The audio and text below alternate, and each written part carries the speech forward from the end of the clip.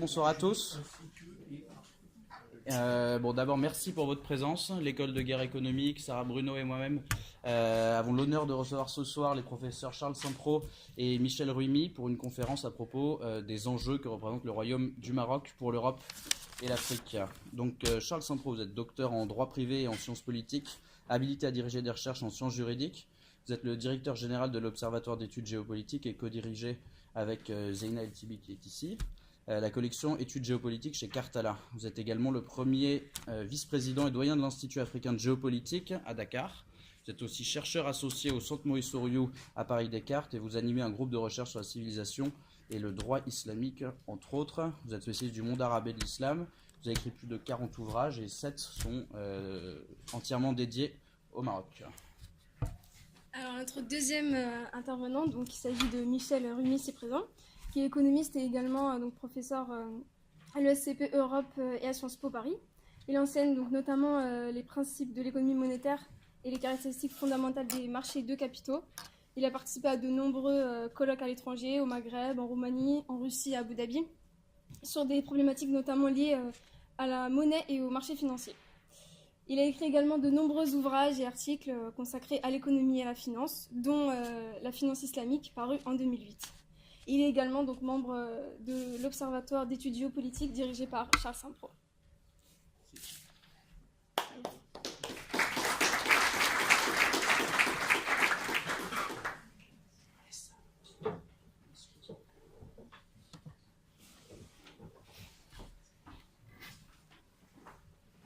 On y va ? Oui, allez-y. Vous levez peut-être.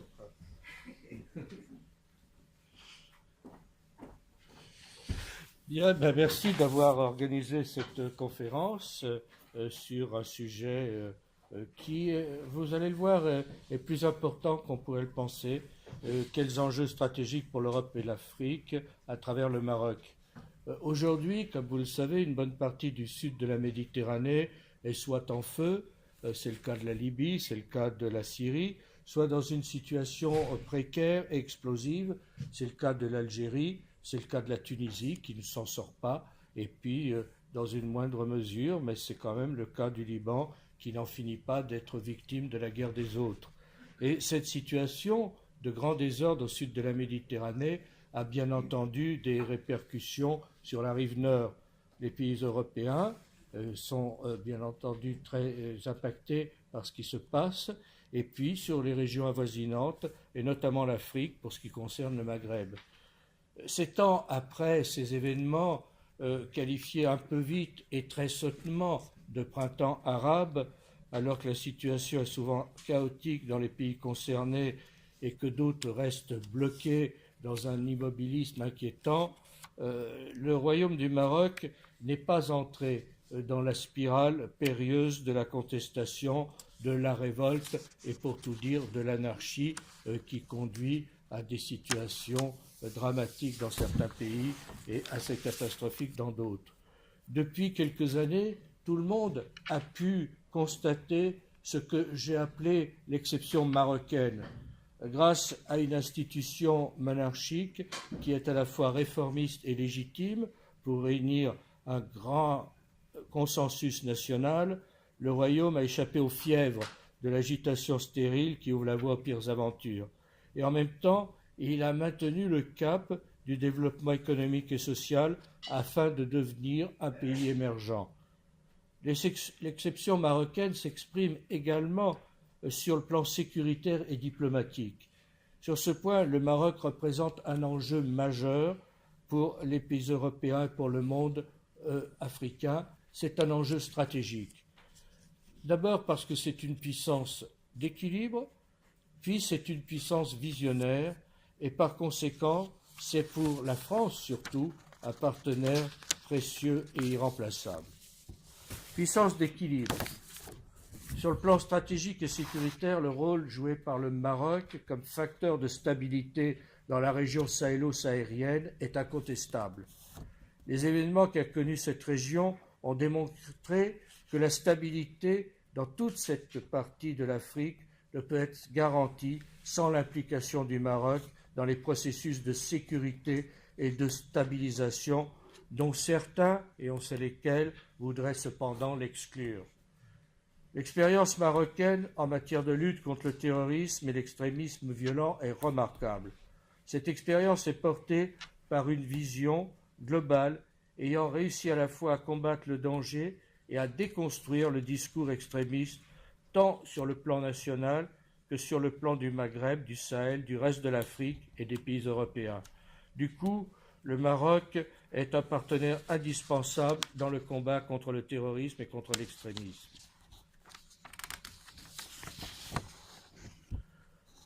Et non seulement il déploie des efforts inlassables pour garantir sa sécurité interne, sa sécurité nationale, mais encore il a une action déterminante dans cette lutte antiterroriste à l'échelle internationale et par conséquent, c'est un acteur majeur de la stabilité dans la région et dans le monde. Le rôle du Maroc est apprécié à sa juste valeur par les acteurs internationaux.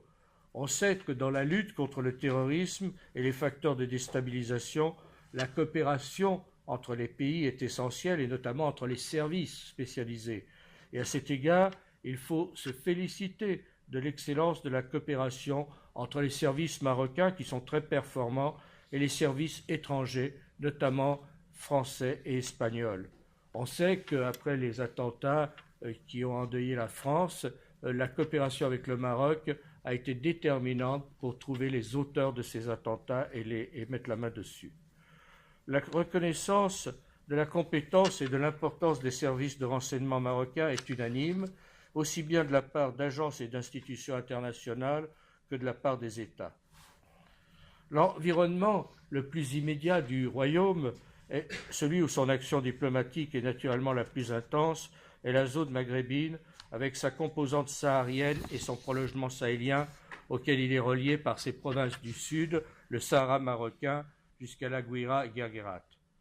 C'est dire si l'agitation à propos du Sahara marocain, c'est-à-dire, il faut être clair, l'entretien par l'Algérie d'un groupe activiste, le Polisario, constitue un facteur d'instabilité majeur pour la zone sahélo-saharienne. On sait que cette zone est en proie à une grande instabilité en raison des groupes terroristes, AQMI et Haute Mudjahou, qui ont tous d'ailleurs une matrice algérienne, ne l'oublions pas. Ces groupes ont fait la jonction avec les bandes mafieuses, notamment les narcotrafiquants, et l'un des traits de cette jonction, c'est le Polisario. Un Polisario dont la dérive mafieuse, parfois terroriste, est de plus en plus avérée. Donc, la crise ou le conflit artificiel entretenu par l'Algérie au Sahara marocain, qui n'est qu'un reliquat de la guerre froide, est un facteur de déstabilisation, mais comme vous le savez, le Maroc est présent dans ces provinces du Sud où il assume l'ordre et il contribue ainsi à déjouer les tentatives de déstabilisation régionale.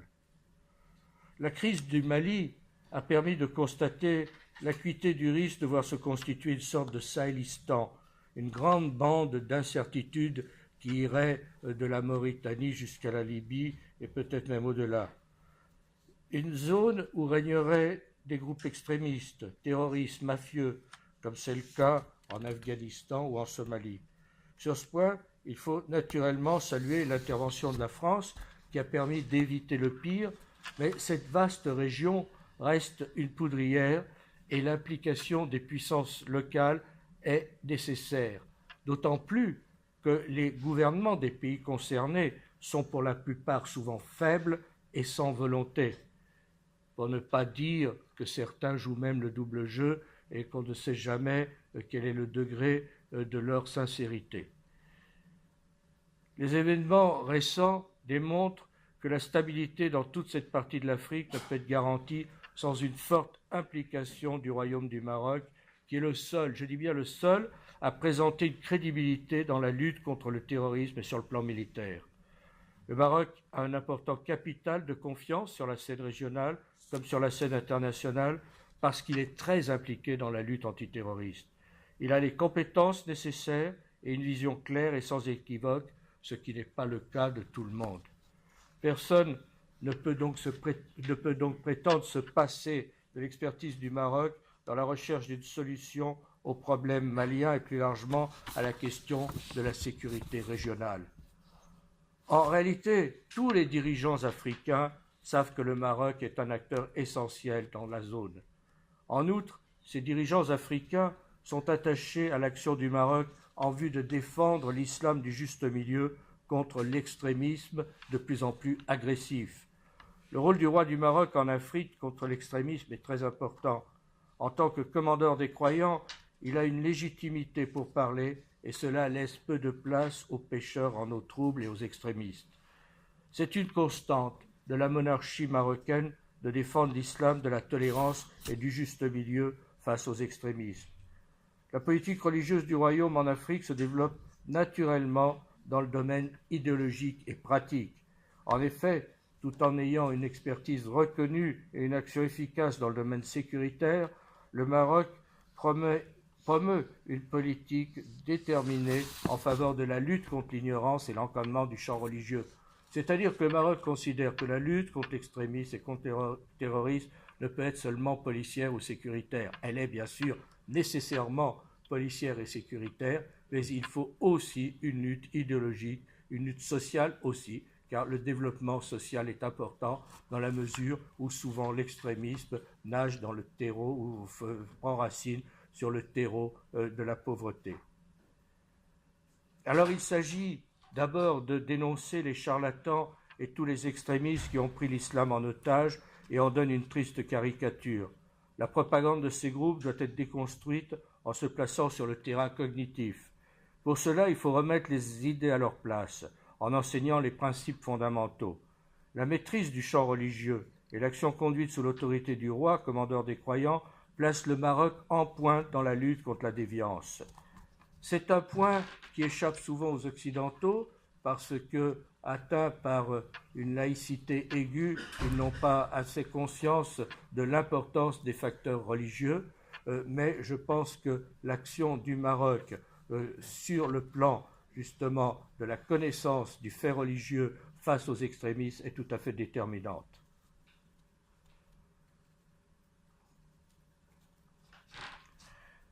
Et puis, le Maroc joue un rôle déterminant aussi par l'intermédiaire de son influence sur les grandes confréries, que ce soit la Tidjaniya, la Kadiriya, la Bouchichia, qui sont des remparts contre le fanatisme et dont le poids est considérable. Le système confrérique, qui est très important au Maghreb et en Afrique, est un garde-fou contre l'extrémisme et contre le fanatisme, et ça aussi c'est un aspect des choses qui est trop souvent sous-estimé ou ignoré par les Occidentaux. Sur le plan pratique, le Royaume a intensifié le programme de formation d'imams dans divers pays pour aider à combattre la propagation de l'extrémisme. Il a créé en mars 2015 l'Institut Mohamed VI destiné à la formation des imams et des prédicateurs. Et il faut souligner la dimension internationale de cet institut qui accueille déjà des centaines d'Africains et aussi maintenant quelques dizaines d'Européens, dont des Français et des Belges. L'Institut témoigne de l'engagement du roi dans sa mission pour la protection de la foi et au service de la sécurité spirituelle des citoyens africains face aux dérives obscurantistes. Cet institut s'inscrit clairement dans une vision ayant pour objet de promouvoir l'islam modéré, notamment en Afrique. Il est clair que cet institut devrait être un modèle pour la formation des imams dans les pays européens, notamment en France et en Belgique. Sur ce point, il faut sortir de l'ambiguïté et savoir trancher.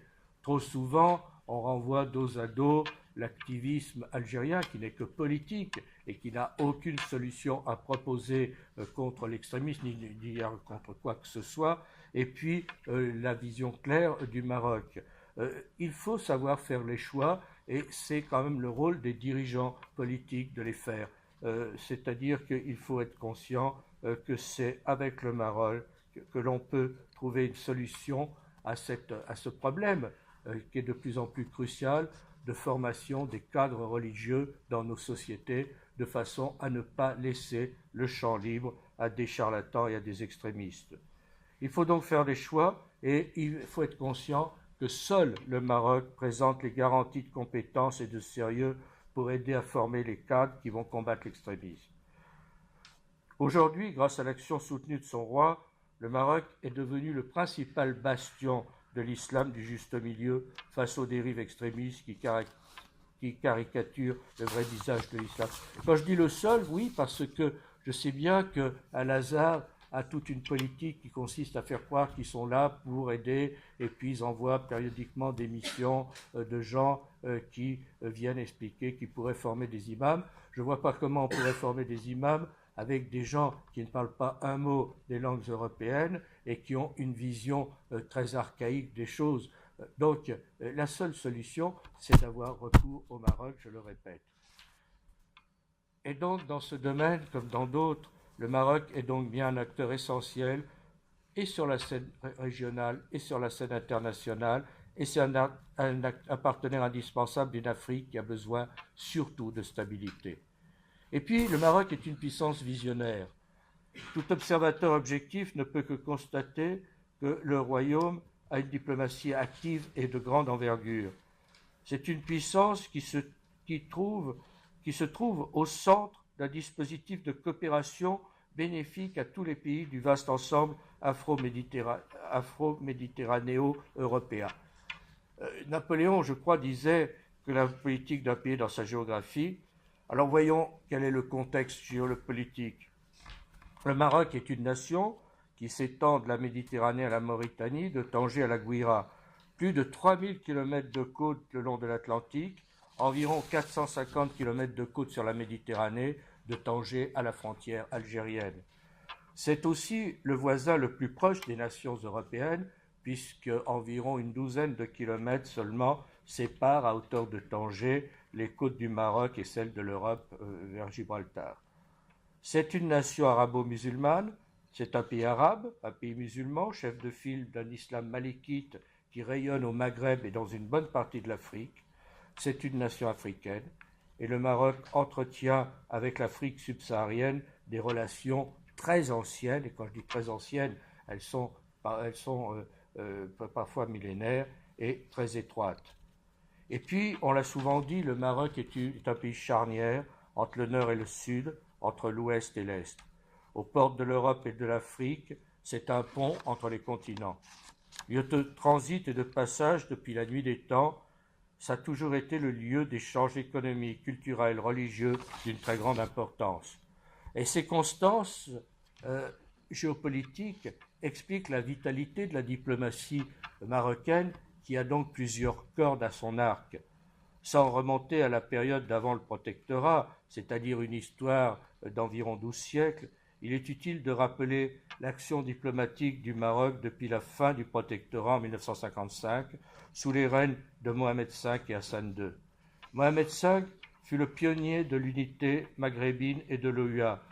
C'est lui qui imagina de réunir les pays du Maghreb de façon à ce qu'ils pèsent davantage sur la scène internationale et sur la scène régionale. Et c'est lui qui, lors de la conférence de Casablanca, fut le pionnier de l'Union africaine ou de l'unité africaine.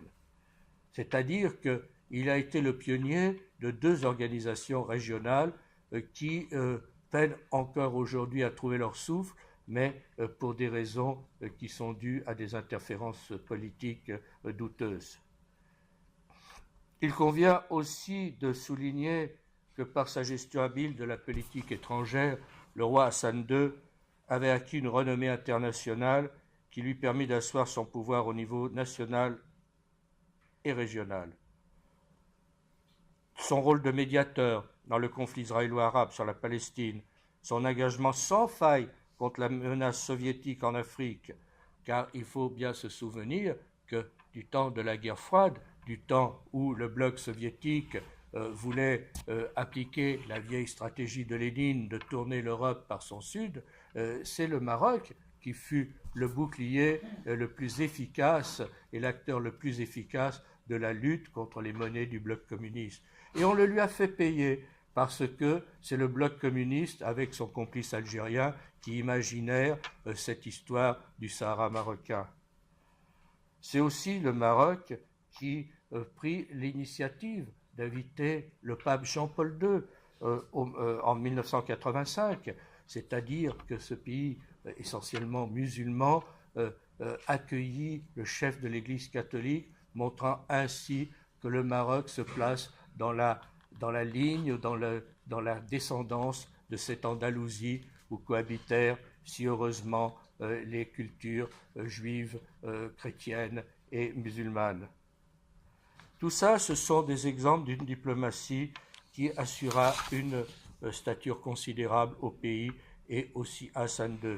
Hassan II qui, avec la Marche verte en 1975, permit la récupération du Sahara marocain.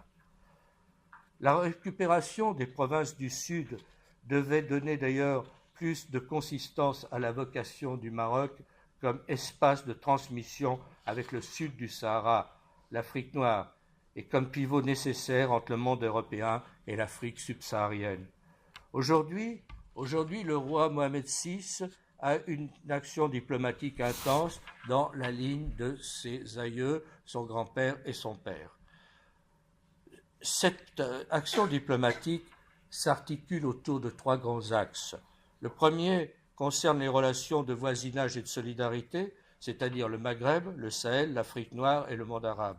Le deuxième axe est celui des relations de partenariat. D'abord, le partenariat traditionnel avec la France, allié et ami indispensable, j'y reviendrai, et parallèlement, le partenariat avec le voisinage européen dans le cadre du statut avancé auprès de l'Union européenne qui a été signé en 2008. Le troisième axe est la dimension internationale au sens le plus large, et ici il s'agit de la vision du Maroc pour ce qui concerne la mondialisation, le dialogue des civilisations dont il est un défenseur, ou encore cette promotion de l'islam du juste milieu face aux dérives extrémistes et à ceux qui nourrissent la théorie hallucinée du choc des civilisations. L'un des aspects majeurs de la diplomatie marocaine est la coopération sud-sud.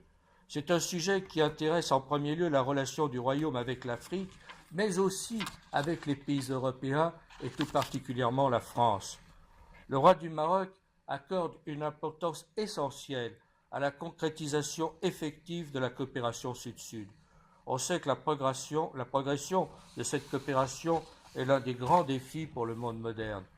Dans un discours adressé aux participants de la première conférence africaine sur le développement humain tenue à Rabat en 2007, le roi réaffirmait la position du Maroc visant à placer le développement de la coopération sud-sud en tête des priorités de sa politique étrangère, notamment en Afrique.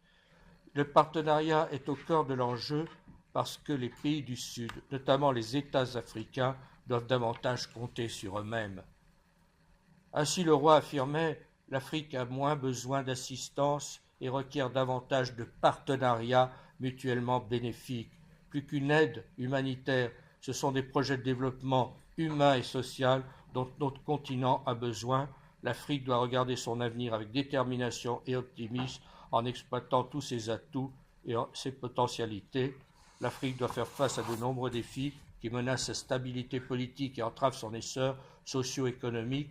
Or, ces défis ne peuvent être relevés que par la coopération et la solidarité entre les pays africains et le respect de la souveraineté et de l'intégrité territoriale des États. Il est important de souligner que pour le Maroc, la coopération sud-sud ne signifie pas de tourner le dos au nord. Il faut au contraire, dit le roi, développer les relations fructueuses avec les pays du Nord, avec lesquels il existe le plus de relations historiques profondes et le plus d'affinités. Et le roi Mohamed VI estime qu'il faut multiplier les partenariats bénéfiques avec les nombreux pays développés qui marquent un intérêt constant, un engagement sincère, une implication substantielle en faveur des progrès économiques et du développement humain de l'Afrique. En fait, ce qu'expose ici le souverain marocain est tout simplement le projet d'une coopération triangulaire où chacun trouverait un projet d'avenir. Un projet qui concernerait aussi bien un Maghreb, enfin débarrassé des conflits du passé pour tendre vers une nécessaire intégration, une Afrique dynamique et des nations européennes qui doivent reprendre conscience que leur avenir se joue de l'autre côté de la Méditerranée. Contrairement à ce que pense le chancelier ou la chancelière Angela Merkel, la Méditerranée n'est pas un mur. c'est un trait d'union entre nos mondes. Et précisément, le Maroc est cet État trait d'union, c'est un État pivot à la jonction des deux continents. C'est cette vocation qui le conduit à imaginer cette politique africaine créative et rénovée. Il est héritier de l'Andalousie, je l'ai dit, et d'un grand royaume qui s'étendit jadis de Tombouctou et Gao jusqu'aux rives du Guadalquivir. Ce royaume, c'est une puissance d'équilibre, de dialogue fécond, au centre d'un dispositif de coopération nouvelle qui serait bénéfique à tous les pays du vaste ensemble afro-méditerranéo-européen. C'est précisément cet objectif que se fixait le souverain marocain lorsqu'il déclarait, lors du sommet entre le Maroc et l'Union européenne tenu à Grenade en mars 2010, que l'ambition du Royaume du Maroc est de contribuer à promouvoir la Méditerranée en tant qu'espace géopolitique viable et homogène. Et cette ambition n'a d'égal que l'urgence de lancer un véritable partenariat stratégique entre l'Afrique et l'Europe, fondé sur les intérêts mutuels, les défis partagés et l'avenir commun à construire. Je pense que cette vision du roi rejoint une autre vision, qui est celle de la France, du moins lorsque la France est gouvernée par des dirigeants dignes de ce nom, ce qui, hélas, arrive de moins en moins. Dans un discours du 18 mars 1944 à Alger, le général de Gaulle posait le principe d'un axe euro-arabo-africain qui constituerait un centre capital d'une nouvelle organisation mondiale. Cette idée sera reprise à la fin des années 1970 par le président Valéry Giscard d'Estaing lorsqu'il appellera à retrouver les solidarités de la géographie, de l'histoire et de la culture qui sont une donnée permanente pour les nations européennes, pour l'Afrique, pour l'ensemble du monde arabe. Ce sera l'objet de ce qu'on a appelé le trilogue, imaginé dans les années 1979 avec la nomination d'un haut fonctionnaire chargé de mettre en œuvre ce projet, un haut fonctionnaire à l'Élysée. Et là, ce grand dessein sera enterré par le pouvoir socialiste après l'élection présidentielle de 1981. Ce grand dessein sera enterré par le pouvoir socialiste qui a enterré la plupart des grands dessins nationaux français. Nous savons aujourd'hui que l'un des acteurs majeurs du XXIe siècle pourrait être l'Afrique, davantage encore que la Chine. Or, ce continent révèle un potentiel de croissance considérable sur le plan économique. Le taux de croissance moyen approche les 7%, ce qui en fait le deuxième pôle de développement du monde moderne après l'Asie. En outre, dans les prochaines années, la progression du français, ce qui est une idée qui devrait nous être chère, et ce qui devrait être cher à nos dirigeants s'ils avaient tant soit peu le souci de la nation, la progression du français sera principalement due à la montée en puissance des francophones d'Afrique, Maghreb et Afrique subsaharienne, sous la double influence de la démocratie et des progrès de la scolarisation. L'ensemble africain représentera plus de 80% des quelques 900 millions de francophones en 2050. C'est pour la France un immense réservoir et aussi c'est une chance qu'il faudrait savoir exploiter. C'est dire l'importance de renouer avec une vision dynamique et originale en imaginant une nouvelle Afrique, une politique africaine d'envergure. La lutte contre le terrorisme dans l'Afrique subsaharienne reste naturellement une priorité, mais on ne peut se limiter à la gestion ponctuelle des crises sécuritaires et migratoires. Il faut concevoir une nouvelle politique africaine.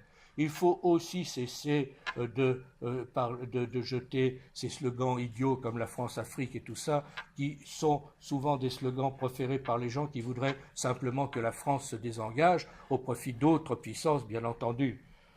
À cet égard, la diplomatie française aurait tout intérêt à se coordonner avec celle du Maroc, où le roi Mohamed VI est en train de promouvoir un vaste programme de coopération sud-sud.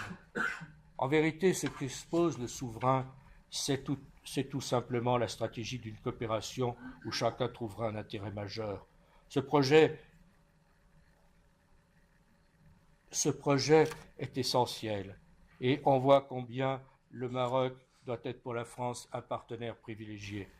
Un qui avait bien compris l'importance de cette relation particulière est un majeur allemand, Arnold Friedrich Kahl, qui était le responsable des services secrets allemands sur la façade atlantique de l'Afrique Il disait en 1913, c'est au Maroc que l'on doit couper les jarrets de la France.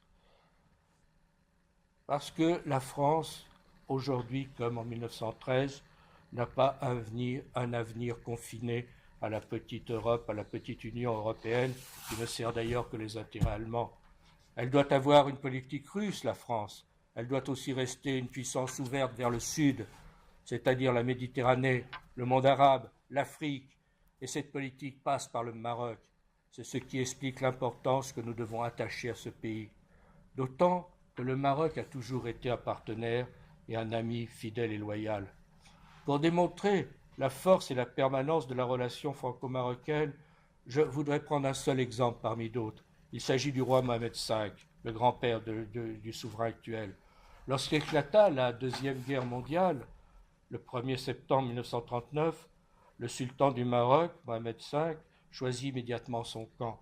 Il ordonna de lire dans toutes les mosquées du royaume un appel solennel en faveur de la France et de ses alliés contre l'Allemagne nazie. Il déclarait « C'est aujourd'hui que la France prend les armes pour défendre son sol, son honneur, sa dignité, son avenir et les nôtres que nous devons nous-mêmes, fidèles aux principes de l'honneur de notre race, de notre histoire et de notre religion. À partir de ce jour et jusqu'à ce que l'étendard de la France et de ses alliés soit couronné de gloire, nous devons à la France un concours sans réserve, ne lui marchandons aucune de nos ressources et ne recueillons devant aucun sacrifice. » Et après la défaite, vous savez que le général de Gaulle lança le 18 juin 1940 un appel à la résistance sur la radio de Londres. Cet appel doit être mis en parallèle avec un autre appel, celui du sultan du Maroc, qui affirmait le lendemain de l'armistice, le 22 juin, si la France était un petit pays, si l'histoire du peuple français ne datait que d'une cinquantaine d'années, nous aurions des craintes justifiées pour votre avenir. Mais votre pays étant l'immense et riche France que je connais si bien, et l'histoire du peuple français étant cette histoire qui force l'admiration, ce sera un crime que de douter des destinées de la France. Ce serait un crime que de douter des destinées de la France. Voilà ce que déclarait le roi du Maroc. Ainsi, dans les jours les plus sombres de son histoire, alors que trop de Français eux-mêmes renonçaient au destin de la France, le roi du Maroc proclamait-il ces paroles de confiance qui créaient un lien indissoluble entre les deux nations. Après la capitulation de l'Allemagne, le 8 mai 1945, Charles de Gaulle décida d'inviter le souverain marocain à participer aux festivités de l'anniversaire de l'appel du 18 juin. À cette occasion, le général de Gaulle conféra à Mohamed Ben Youssef le titre de compagnon de la libération. En faisant entrer dans cet ordre le sultan du Maroc, qui sera le seul chef d'État étranger à en faire partie, Charles de Gaulle souhaitait très clairement indiquer l'importance toute particulière de l'amitié franco-marocaine. C'est la chance du Maroc et de la France d'avoir eu au XXe siècle des dirigeants de la stature d'un de Gaulle ou d'un roi Mohamed V. Et tout naturellement, ces deux géants de l'histoire scellèrent un pacte d'amitié qui fit de nos deux pays plus que des alliés, il en fit des amis. Aujourd'hui, cette amitié est bien vivace. Elle l'est au point que l'axe franco-marocain est l'un des piliers solides de la diplomatie du roi Mohamed VI, qui est le digne successeur de son illustre grand-père. La solidité des liens entre la France et le Maroc tient à un enracinement historique particulier et fort ancien. Ce lien unique qui nous unit est beaucoup plus qu'un héritage, c'est une réalité et c'est surtout une promesse d'avenir. En effet, la France mesure l'importance de disposer de partenaires fiables devant les dangers sécuritaires qui menacent le Maghreb, le Sahel, le Proche-Orient et l'Europe. Et dans ces conditions, la France ne peut que se féliciter d'être l'ami du Maroc. Une stratégie de la puissance française, car il ne faut pas avoir peur des mots. Il y a une puissance russe, il y a une puissance américaine, il y a une puissance chinoise, il y a une puissance britannique. Je ne vois pas pourquoi nous n'aurions pas le droit de parler de puissance française. Une stratégie de puissance française passe par une amitié solide avec le seul pays qui ne l'a jamais trahi, qui n'a jamais trahi la France, c'est-à-dire le Maroc. Et donc, il faut se féliciter d'être l'ami du Maroc. un Maroc qui a toujours été un partenaire stable et loyal, sans doute le seul, parce que un grand pays a peu d'amis, un grand pays en général n'a pas d'amis. Et la France a cette chance extraordinaire d'avoir le Maroc comme ami et de pouvoir bâtir avec le Maroc une politique nouvelle, une diplomatie nouvelle, non pas celle qui consiste à aller se coucher aux pieds de Madame Merkel, comme le fait l'actuel président, mais une politique d'imagination, une politique de dignité, une politique de puissance, et cette politique, nous la ferons ensemble avec le Maroc, avec l'Afrique. Je vous remercie.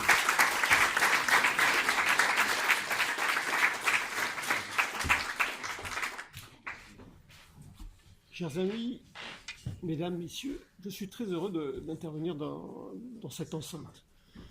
Mais je vais vous faire une confidence. Il est toujours très difficile de passer derrière Charles Saint-Pro. Parce que, par sa compétence, sa grande connaissance du Maroc, il a su vous captiver. Alors pour moi, c'est une gageure. Gageure pour vous captiver autant qu'il l'a fait par ses avis tranchants. Alors je vais essayer de relever le gant, mais je vous avoue, c'est quelque chose de très difficile. Ce soir, je vais vous parler de l'économie du Maroc. Alors, ce qu'il faut bien voir, c'est qu'à côté de la diplomatie traditionnelle, il y a une diplomatie économique. Et à travers mon exposé, je ne vais pas vous abreuver de chiffres, qui c'est absolument ennuyeux. Je vais essayer de vous donner une grille de lecture vous permettant de mieux saisir les enjeux du Maroc et en même temps du centenaire et des années à venir, et par les atouts et éventuellement quelques efforts encore à développer pour que le Maroc soit vraiment le hub régional de l'Afrique. Alors, rapidement, je vous donnerai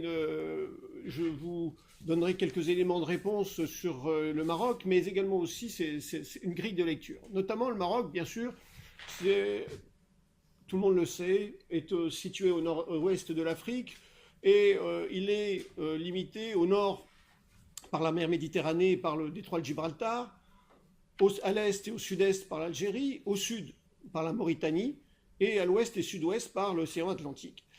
En fait, le Maroc est surtout aussi l'un des plus vieux royaumes du monde, puisqu'il date depuis 12 siècles, et c'est une monarchie héréditaire et constitutionnelle. Et puis, pour terminer avec cette géographie physique, eh bien, tout simplement, le Maroc est divisé en 16 régions, et elle-même subdivisée en 44 provinces et 24 préfectures, et donc chaque région a le statut de collectivité locale. Mais qu'est-ce qui est attrayant avec le Maroc? C'est que l'Espagne est à 14 km. Okay, c'est vrai, pourquoi? Parce qu'on peut considérer, dans ce cadre-là, que le Maroc, c'est la vigie de l'Afrique, puisque à 14 km, nous voyons l'Europe, et c'est tout simplement la largeur du détroit de Gibraltar. Donc vous voyez déjà que cette position lui confère un avantage très appréciable. Également aussi, et ça va être le seul slide, on va dire, qui vous donnera des chiffres, et j'espère qu'il n'y a pas trop de statisticiens dans la salle, du moins des personnes rétives aux chiffres. Rapidement, à peu près 35 millions, puisqu'en 2016, il y a eu 34,5 millions d'habitants. La plupart relativement équilibrés, puisque c'est soit en milieu urbain, soit en milieu rural. La moyenne d'âge est relativement jeune, puisque nous avons à peu près un peu moins de 2 tiers qui a moins de 20 ans et 35% moins de 15 ans. Et puis en termes de chiffres économiques, c'est une croissance forte, on reviendra un peu là-dessus, de 4% en 2017. À tout égard et sans faire de comparaison, j'attire votre attention que la France a fait 2%. Le taux de chômage est équivalent à la France, grosso modo, à 9,3%. Le salaire, malheureusement, est un peu plus bas, puisque nous sommes à 245 € net. Et puis le PIB par habitant, 3 000 $, c'est quand même une bonne situation. Et puis, bien sûr, vous avez Rabat comme capitale. Et puis les villes les plus peuplées sont Casablanca, Marrakech, Fès, autant de villes qui nous font rêver, pas uniquement pour les vacances. Alors, qu'est-ce qu'on peut dire concrètement pour le Maroc? Le Maroc poursuit, depuis le début du XXe siècle, son ouverture à l'extérieur, dont il a fait un choix stratégique incontournable.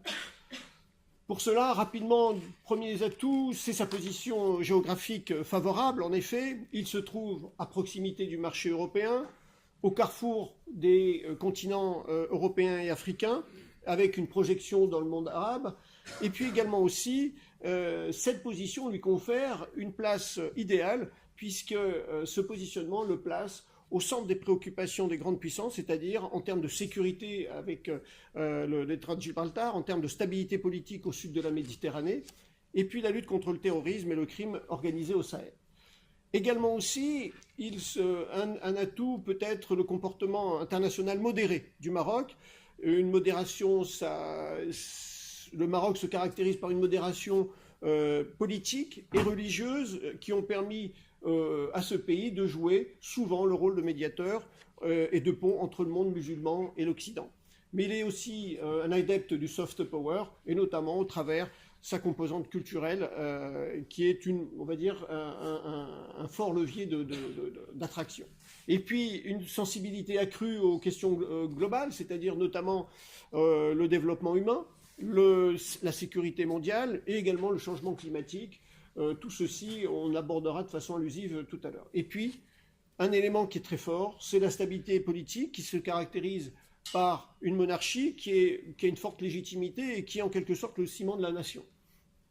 Et puis, ce qu'il faut bien voir, c'est que le gouvernement est pluraliste puisqu'il est composé de 13 principaux partis politiques là-dedans. Et donc, qu'est-ce qu'on voit? C'est une stabilité politique avec une volonté de réforme qui se base sur des choix judicieux, c'est-à-dire qu'elle va développer des secteurs porteurs et qui confère, on va dire, au Maroc, on va dire, une modernité, bien que ce pays est attaché à ses valeurs et à ses traditions ancestrales. Et donc, en termes économiques, c'est une stratégie de montée en gamme et de diversification de la production dans l'industrie. C'est pour revenir à des mots plus communs pour des économistes. En fait, on essaye de monter et on verra les atouts que le Maroc développe en cela. Il y a une montée croissante des produits fabriqués au Maroc. Également, en termes et c'est là la première grille de lecture, on pourrait assimiler, ou on va dire développer la stratégie ou la diplomatie économique du Maroc à travers 3 cercles concentriques. Un espace de proximité, avec les relations de voisinage avec l'Algérie, l'Espagne et la Mauritanie. Un espace plus complexe, qui est caractérisé par des aires d'appartenance culturelle du royaume au monde arabo-musulman, à l'Afrique et un espace euro-méditerranéen. Et puis un espace global où tout pays est inséré au sein de la mondialisation. Et à cet égard, ce qu'il faut bien voir avec les attributs de cette mondialisation, le Maroc a renforcé ses relations avec la Banque mondiale, puisque depuis 2001, 3 programmes de coopération ont été mis en œuvre, avec le FMI, auquel le Royaume fait partie du comité de développement, et puis bien sûr l'Organisation mondiale du commerce, puisque le Maroc a accueilli en 1994, à la conférence de Marrakech, des ministres, et cette conférence a donné naissance à l'Organisation mondiale du commerce, qui est entrée en vigueur l'année suivante. Et au sein de cette organisation, eh bien, le Maroc joue un rôle de lien, de pont entre les pays développés et les pays en voie de développement. Et puis, je pourrais dire d'autres choses en termes d'insertion du Maroc au sein de l'économie mondiale. Mais maintenant, abordons rapidement les atouts de l'économie marocaine. Première des choses, l'économie marocaine est globalement assainie. Je tiens à vous rappeler que des équilibres macroéconomiques, on va dire une situation de finances publiques relativement saine, est un gage de confiance vis-à-vis de ses partenaires et en même temps une manière de sauvegarder son indépendance financière. Et donc, on voit que ici ou là, l'histoire récente nous montre que ceux qui ont une certaine gabegie budgétaire sont souvent soumis à la dictature des marchés financiers. Alors, qu'est-ce que l'on peut voir? C'est d'abord un déficit budgétaire qui se situe dans une fourchette de 3,5% et 4%. C'est quelque chose encore tout à fait concevable encore aujourd'hui. J'attire votre attention que la difficulté, ce n'est pas tant de voir l'endettement, l'endettement est nécessaire, c'est est-ce qu'on a la capacité à rembourser notre endettement. Eh bien, le Maroc peut jouer encore dans la cour des grands en disant qu'il peut tenir ses engagements. Également aussi, on voit par exemple que le taux d'endettement du pays, des finances publiques, on va dire, dépasse les 80%, à peu près Pour information, la France est proche de 100%. Bien sûr, les situations ne sont pas comparables, mais ce n'est pas si dramatique que cela. J'attire votre attention que des travaux d'économistes réputés montrent qu'on peut aller jusqu'à 95% sans obérer la capacité d'un pays à se développer. Et puis également, le taux d'inflation ne dépasse pas 2% et un taux de croissance relativement élevé, puisque je vous l'ai dit, il était de 4%. Donc vous voyez que dans tout cela, on a une économie qui, je dirais, est relativement assainie, qui peut toujours aller à la recherche de l'excellence, mais malgré tout, on ne peut la qualifier quand même de désastreuse comparée à ses voisins. À côté de cela, on a un pays qui a des infrastructures satisfaisantes. On en essaiera d'aborder un peu cela plus tard, mais concrètement, c'est grâce au lancement des grands chantiers sous l'impulsion du roi que notamment on a eu la construction d'un port comme Tanger Med, qui est notamment qui est relativement attractif pour certains partenaires commerciaux. Et ce qui fait, c'est que le Maroc, depuis 2 décennies, a fait de progrès gigantesques en la matière. Et puis, elle est une diversité, l'économie est de plus en plus diversifiée. Qu'est-ce que ça veut dire? C'est qu'on est passé d'une économie relativement primaire, au départ, qui était basée sur les matières premières et les produits agricoles, aujourd'hui à une économie secondaire basée sur la transformation des produits. C'est-à-dire qu'on a remonté la chaîne de valeur, on crée de la valeur ajoutée, et c'est ce qui est quand même très important. Mais pour l'instant, elle a encore des progrès à faire. On n'est pas encore arrivé à une transformation de structure de l'économie marocaine, mais elle a mis en place un plan d'accélération industrielle et qui pourrait arriver très rapidement à ses fins et pour permettre au Maroc de rentrer dans un pays de plus en plus industrialisé. Et puis également aussi une diversification sur les échanges extérieurs, c'est-à-dire que si l'Union européenne est le premier partenaire commercial du Maroc, eh bien sa place se réduit progressivement au fil des années en faveur, au profit des pays émergents et surtout du continent africain. Qu'est-ce que l'on peut voir? Un exemple, voilà, les partenariats économiques. Eh bien, ce qu'il faut bien voir, c'est grâce à ces partenariats, le Maroc a accès à un marché de 2 milliards de consommateurs. Rien que pour information, la planète, à ce jour, comprend un peu plus de 7 milliards de personnes. Mais pour l'instant, le Maroc n'a pas encore tiré toutes les potentialités de ces partenariats, mais il est en bon chemin pour pouvoir encore améliorer sa situation économique. Donc, voilà un peu ses atouts. Maintenant, si on peut dire quels sont les défis de l'émergence. Première des choses, je voulais rappeler rapidement, le Maroc n'a pas tiré encore tous les profits du partenariat économique qu'il a su tisser avec les principaux partenaires.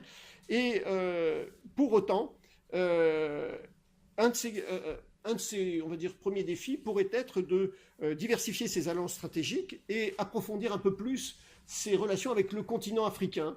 Notamment, les relations avec l'Afrique doivent s'inscrire notamment dans le droit fil du discours du roi qui a été prononcé à Abidjan le 4 février 2014, dans lequel le souverain a tracé une véritable feuille de route pour le partenariat Sud-Sud.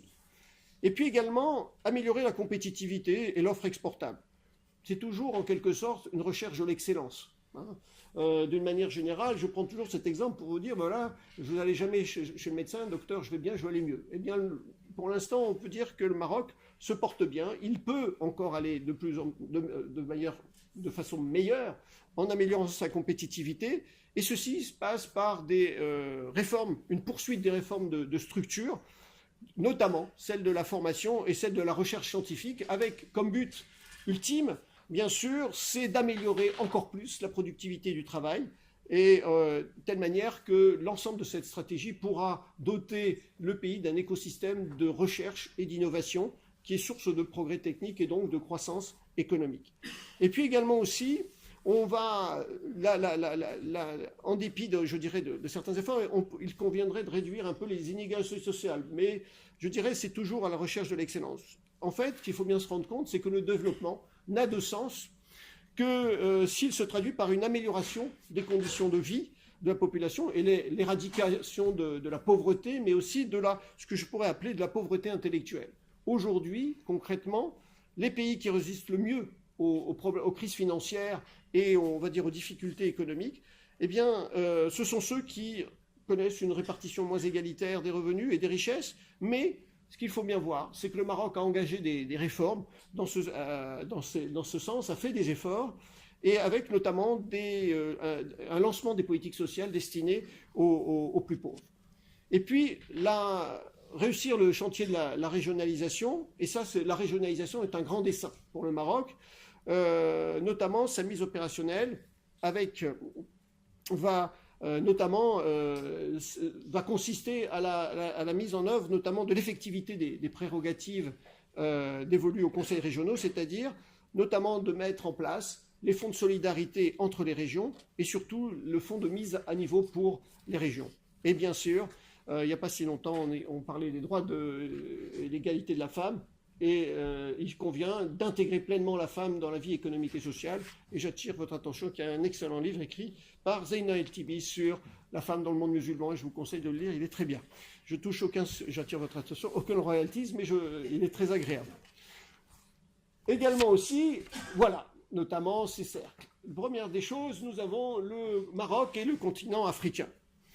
L'Afrique, c'est, on va dire, à peu près, ce continent atteindra à peu près 2 milliards de personnes en 2050, soit un peu plus du quart de la population mondiale. Il y a donc des multiples potentialités, et c'est pour cela que notamment le continent africain, dans les années à venir, deviendra un enjeu stratégique mondial. C'est pourquoi, notamment, eh bien, le Maroc, avec, je dirais, les relations du Maroc avec les pays d'Afrique ont connu un essor depuis l'accession du roi Mohamed VI au trône. Et en fait, ce qu'il faut bien voir, c'est que le positionnement stratégique du Maroc par rapport à l'Afrique est uniquement mu par des considérations du développement du continent. Notamment, c'est d'amener une convergence économique, sociale et institutionnelle de ses partenaires africains, notamment en Afrique centrale et de l'Ouest. Alors, pour cela, bien sûr, il y a la vision royale, parce qu'il faut bien voir, on va dire, un sponsor de cette politique. Je ne vous lirai pas tout le discours, mais je vous ai souligné en gras ce qu'il faut retenir, si je peux me le permettre, c'est que le Maroc continuera de mettre en œuvre une politique africaine cohérente au service du développement humain et de la consolidation de la sécurité régionale. Et puis, l'Afrique doit se prendre en charge. L'Afrique doit faire confiance à l'Afrique. Elle requiert l'avantage de partenariats mutuellement bénéfiques. C'est de projets de développement humain et social dont notre continent a le plus besoin. Vous voyez bien que la ligne de conduite est très claire, et c'est un peu ce guideline qui est permis de mieux comprendre, on va dire, cette diplomatie économique du Maroc. Également aussi, ce qu'il faut bien voir, c'est que les relations du Maroc et du continent africain, c'est un cadre de coopération riche et en constante évolution. C'est-à-dire qu'il y a eu déjà plus de 600 accords de coopération avec plus de 40 pays. C'est le renforcement des liens de coopération avec des regroupements régionaux comme l'Union économique et monétaire ouest-africaine ou la communauté économique des États de l'Afrique de l'Ouest. Je ne vous parle pas non plus du nombre de voyages. Il y en a eu plus de 155 voyages du roi en Afrique pour des durées qui sont longues. Ce n'est pas des petits allers-retours, c'est souvent des voyages qui restent plus d'une semaine. Et donc c'est ce qui est très important de bien saisir, c'est qu'il y a une volonté de construire au profit des deux pays et non pas des relations diplomatiques. C'est vraiment une volonté de construction. Mais ces relations englobent au-delà du domaine économique des dimensions structurantes. En effet, elles passent par l'aide au développement des pays d'Afrique subsaharienne, l'accueil au Maroc de plus de 16 000 Africains, dont 6 500 bénéficient de bourses marocaines. C'est la contribution effective du Royaume au renforcement de la paix et de la stabilité en Afrique. C'est le lancement par le Maroc d'une stratégie d'immigration dans une approche humanitaire et des droits de l'homme. Enfin, ce qu'il faut bien voir, c'est malgré tout, c'est que le positionnement du Maroc est relativement polarisé sur l'Afrique de l'Ouest et sur quelques pays d'Afrique centrale, en raison notamment de l'éloignement géographique de ces pays et de leur appartenance à des communautés linguistiques différentes. Donc il est difficile, dès là, il convient, on va dire toujours, c'est comme un élève, peut mieux faire, et bien sûr il faut essayer d'aller plus loin, mais déjà il faut construire ensemble, en se tendant la main. Quels sont les enjeux du Maroc en Afrique ? Première des choses, concrétisation du positionnement du Maroc en tant que hub régional dans le domaine économique, financier et du transport. mais aussi de l'éducation et de la recherche scientifique. J'attire votre attention que Royal Air Maroc est vraiment, on va dire, un pont et permet de développer cette stratégie. Développement des investissements marocains en Afrique, ce sont des co-investissements et non pas des investissements purs. C'est vraiment dans l'objectif d'un partenariat qui s'effectue et puis un transfert du savoir et du savoir-faire en matière de mise en œuvre de projets de développement humain. Et là aussi, on voit bien que le Maroc a un rôle à jouer et notamment un des attributs de ce hub régional sera notamment de développer ces partenariats. Deuxième cercle concentrique, c'est le Maroc et l'Union européenne. L'importance du Maroc pour l'Union européenne réside notamment, voilà, c'est son premier client commercial, son premier fournisseur, son premier investisseur. Il est premier partout, souvent, l'Union européenne.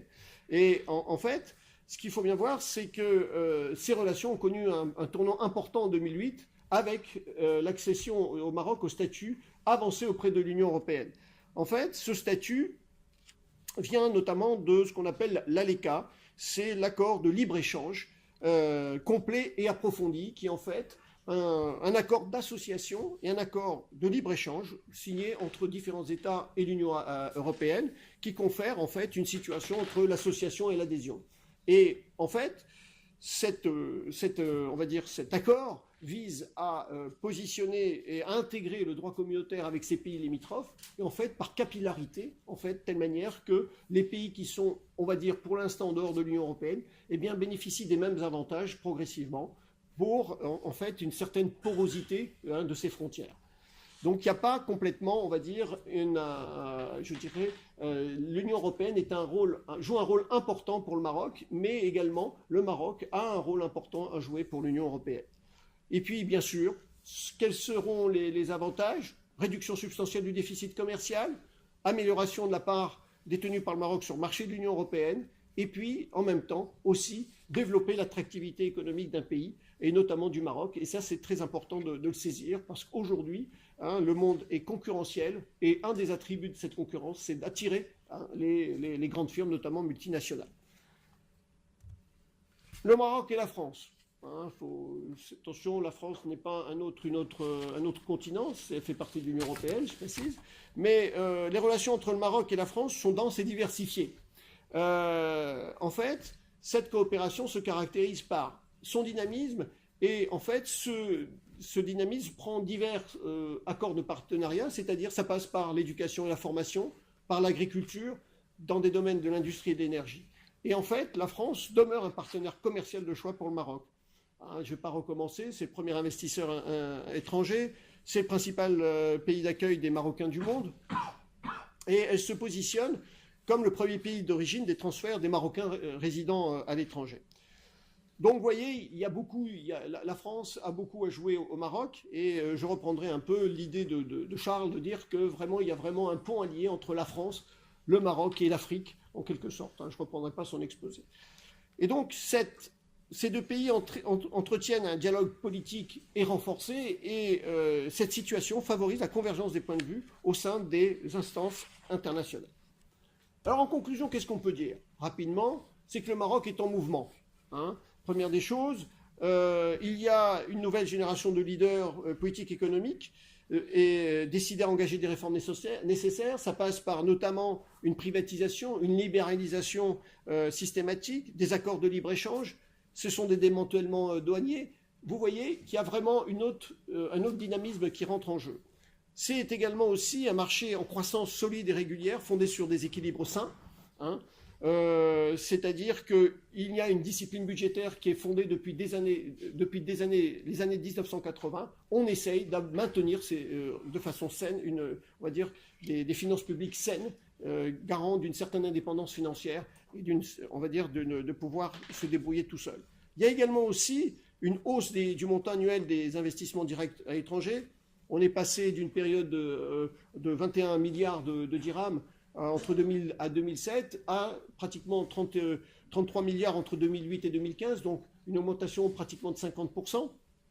Vous avez également aussi une politique économique volontariste pour une croissance à long terme. C'est ce qu'on va essayer de voir, qu'il s'agit de vraiment une volonté de réforme qui passe notamment par des programmes majeurs d'investissement dans les infrastructures, hein, aussi bien le transport, l'énergie, l'eau, l'électricité, mais également aussi, il y a de grands projets comme il y a de nouvelles villes et également de l'habitat. Et puis également aussi des volontés, des stratégies volontaristes de développement ciblées sur 3 secteurs clés pour tirer la croissance économique et les exportations, c'est le tourisme, c'est l'industrie, c'est l'agriculture. Alors, dans tout cela, un économiste ne peut pas se passer de quelques chiffres. Eh bien voilà, hein, je me passe de quelques chiffres, mais je vous mets quelques lettres. BBB, vous voyez, c'est Investment Grade, c'est-à-dire qu'en fait, c'est récent. Le dernier trimestre 2017, Fitch, c'est une agence de notation, dit que la notation du Maroc, c'est BBB-, c'est Investment Grade, c'est-à-dire une bonne notation, hein, avec une perspective stable. Et donc, voilà les extraits de sa note, qui dit que c'est une bonne stabilité macroéconomique du pays, politique économique prudente, déficit budgétaire en dessous de la médiane des déficits des pays des catégories BBB. Donc, vous voyez, il y a une bonne a priori, l'image du Maroc au niveau mondial est bien perçue. Mais c'est également le FMI. Le FMI, hein, Fonds monétaire international, il y a à peu près moins d'un trimestre, le 15 décembre 2017, sur sa note sur le Maroc, la performance économique récente du Maroc est favorable et félicite les autorités pour leur politique macroéconomique saine, pour la mise en œuvre de réformes qui ont contribué à renforcer la résilience de l'économie marocaine, améliorer le cadre de la politique budgétaire et financière, accroître la diversification de l'économie. Donc vous voyez qu'en fait, tout cela n'est que l'illustration que le Maroc est en phase de croissance, bien sûr, si on pourrait dire, pour utiliser des termes, je dirais, il est à l'adolescence de sa grande vie qui l'attend, et qu'il est encore en phase d'amélioration, mais déjà, les premiers résultats ne se font pas attendre. Il y a déjà des premières évolutions qui sont positives. Alors, j'ai hésité à sortir des tableaux et des graphiques et des chiffres au cours de cet exposé. Mais vous voyez, je vous donne ici le Maroc et l'Union européenne, c'est notamment les investissements directs à l'étranger en provenance de l'Union européenne. Sur la période 1993-2015, eh bien, le Maroc a accumulé plus de 15 milliards d'euros. Et ce qu'il faut bien voir, c'est que ces investissements directs à l'étranger couvrent divers secteurs. Ce n'est pas très focalisé, puisque, par exemple, certains voisins, pour ne pas le citer, eh bien, ont des investissements directs à l'étranger, mais visés notamment sur le pétrole. Eh bien, ici, nous allons avoir des investissements directs sur la télécommunication, sur l'automobile, sur l'aéronautique, sur l'électronique, et toujours, le Maroc attire, grâce les investisseurs internationaux, grâce à son marché, à sa stabilité politique, je me permets de le répéter, son environnement des affaires, une main-d'œuvre bon marché, une proximité géographique assez importante, et puis surtout un rôle de plus en plus affirmé de hub africain. La même chose ici, vous avez ici des échanges commerciaux, hein, je pourrais dire la même chose d'une certaine manière. Et puis, quels sont les principaux axes de développement, hein, je vous ai fait des photos pour vous distraire un peu. Eh bien, vous allez avoir ici, par exemple, le développement humain et social. On essaye d'améliorer les conditions de développement de la population. Il y a une initiative nationale pour le développement humain. Il y a une refondation de l'éducation et de la formation. Il y a d'énormes réformes sociales et politiques. Le code de la famille, n'est-ce pas, Zaina, avec le droit aux femmes marocaines. Je me permets de titiller Zaina. Également aussi, nous avons l'instance d'équité et réconciliation. Il y a la loi de protection des consommateurs. Vous voyez qu'en fait, il y a beaucoup de choses pour améliorer les conditions de vie de la population. Et puis également aussi en termes d'infrastructures. Hein, je ne vous lirai pas, mais je vous donnerai qu'un chiffre. En 2015, selon un rapport par le World Economic Forum, notamment concernant la compétitivité dans le monde, eh bien, sur 144 pays, eh bien, le Maroc dispose de meilleures infrastructures en Afrique du Nord, où il est le premier, le 3e en Afrique, le 6e dans le monde arabe.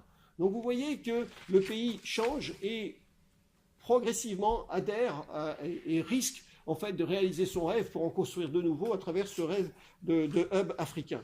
Au niveau mondial, le Royaume atteint la place de 55e place. Et ce qu'il faut bien voir, c'est quand même relativement important eu égard, on va dire, aux compétiteurs en place. Donc vous voyez, ceci est important en termes d'illustration du dynamisme du Maroc. Vous voyez aussi également les défis et le renforcement concernant l'énergie. Mais à cette occasion, je vous laisse lire, mais en même temps, je vous parlais un peu des technologies renouvelables qui sont de plus en plus compétitives. souvent, les objectifs du Maroc ont été jugés trop ambitieux. Et puis, en fait, ils ont de bonnes chances d'être atteints dans les délais au regard de nombreux projets en cours, et puisque les capacités de production ne cessent de croître ces dernières années.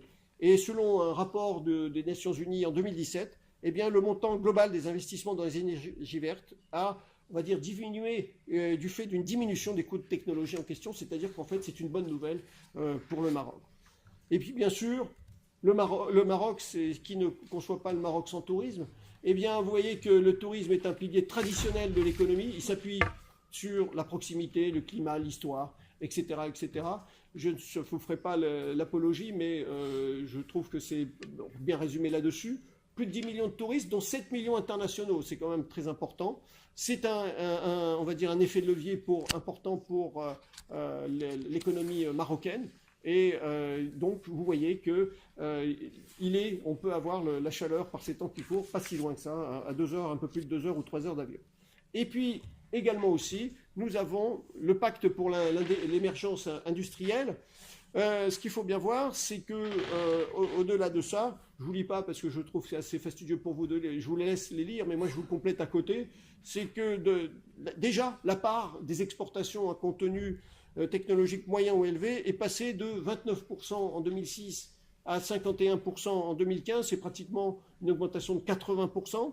Et donc, du coup, en termes de qualité de ces exportations industrielles, le Maroc est classé en 37e place sur 144 pays. Donc, c'est quand même quelque chose d'important. Et en fait, on voit déjà que la dynamique est déjà enclenchée pour l'automobile et pour l'aéronautique, et ceci s'est répercuté en termes d'emploi, puisque le secteur automobile a créé un peu plus de 90 000 emplois, et le secteur aéronautique un peu plus de 12 000 emplois. Et puis, bien sûr, le Maroc, son agriculture, ça serait faire offense. Eh bien, le secteur agricole a connu une dynamique importante depuis la mise en place du plan Maroc vert, avec une transformation structurelle de son offre de promotion. Et en fait, l'investissement dans le secteur agricole a doublé, puisqu'il est passé de 7 milliards de dirhams en 2008 à pratiquement 14 en 2016. Voilà ce que j'avais à vous dire. Ici, vous pouvez continuer cet exposé en lisant ces livres.